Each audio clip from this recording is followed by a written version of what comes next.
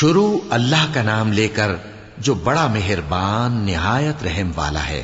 الف لام میم را۔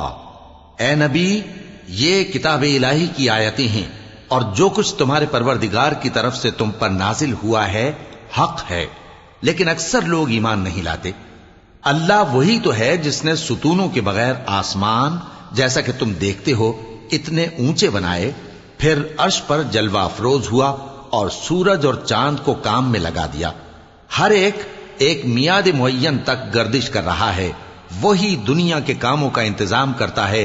اس طرح وہ اپنی آیتیں کھول کھول کر بیان کرتا ہے کہ تم اپنے پروردگار کے روبرو جانے کا یقین کرو۔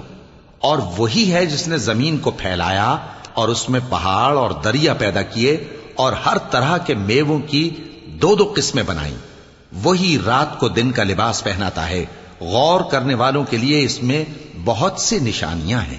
اور زمین میں کئی طرح کے قطعات ہیں ایک دوسرے سے ملے ہوئے، اور انگور کے باغ اور کھیتی اور کھجور کے درخت۔ بعض کی بہت سی شاخیں ہیں اور بعض کی اتنی نہیں ہوتی، باوجود کہ پانی سب کو ایک ہی ملتا ہے۔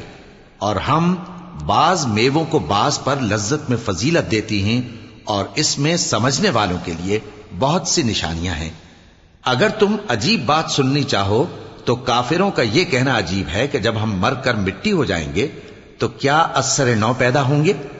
یہی لوگ ہیں جو اپنے پروردگار سے منکر ہوئے ہیں، اور یہی ہیں جن کی گردنوں میں طوق ہوں گے، اور یہی اہل دوزخ ہیں کہ ہمیشہ اس میں جلتے رہیں گے۔